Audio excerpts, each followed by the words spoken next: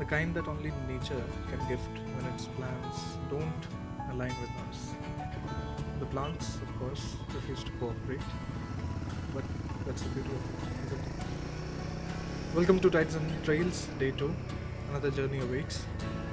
From the first light of morning to the soft whispers of dusk, the day was serene, quiet, like the lull of waves on a distant shore.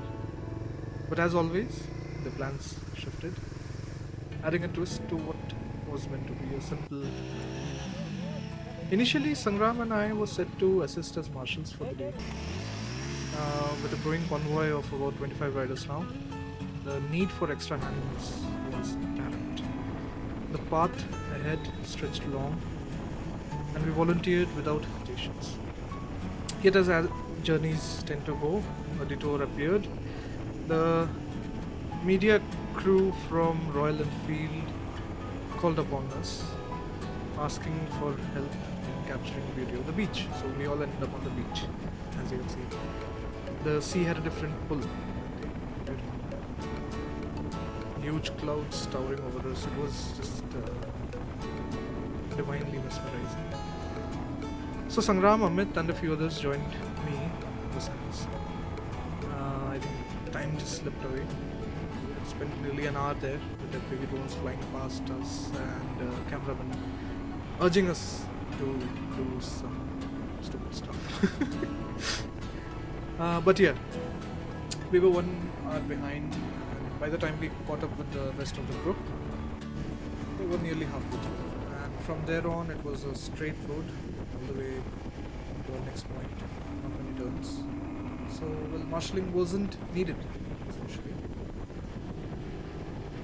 But being left behind also made it fun because I was able to really push hard along with Sangram and the other riders that were with me, and that made the initial ride even more fun. It was just damn fun.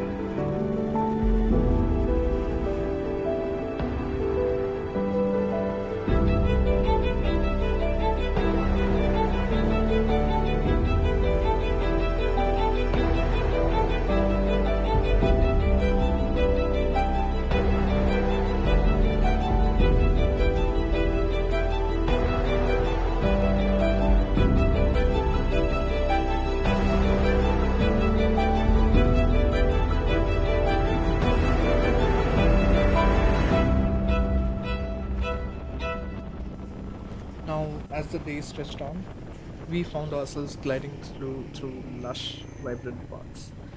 The greens seemed to stretch endlessly in every direction. The rain, gentle and kind, seemed to just bless the ride in different ways, just adding a touch of freshness to the already perfect day. We moved effortlessly, as if the roads itself were guiding us. And the weekend air carried a sense of freedom. Sangram, with a smile, pulled off one of his signature wheelies, and I couldn't help but feel like a kid again, asking him to do it. Watching in awe as he made it just look so effortless. The fields around us were wide open, green as far as I could see, and the sky clear, vibrant, blue, infinite. It was one of those moments where everything felt aligned. The world seemed at peace. We just rode in harmony, every beat of our engine matching the pulse of the land. We soon arrived at a beautiful open sea, breathtaking in its simplicity. Couldn't help but just pause, take a moment, breathe it all in. small stream ran nearby, its gentle flow reminding me that sometimes we just need to stop to truly see, to truly feel. And not too far from here, we finally met with the rest of our comrades. We met with the group finally, and the ride ahead was gonna be even more interesting, even more beautiful. So just wait for this part while I take the inner forest roads, kind of the road less traveled, and meet with the rest of the group. From there on, the ride to Panchgani begins. Beautiful, beautiful roads.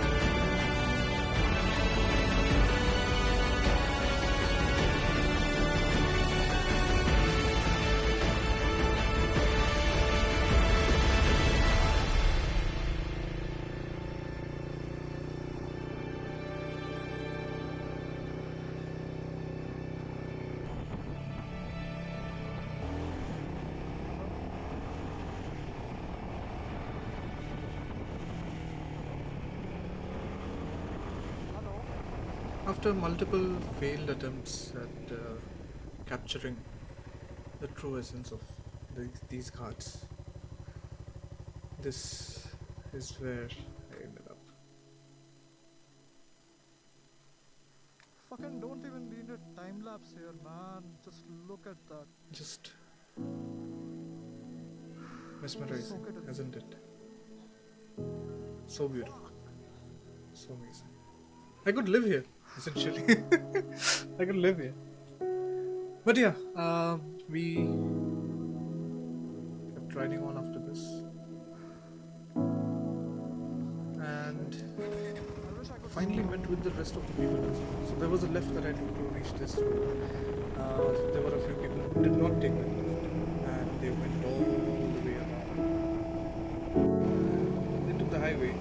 That was much fun. A lot of people came on the same road as I did.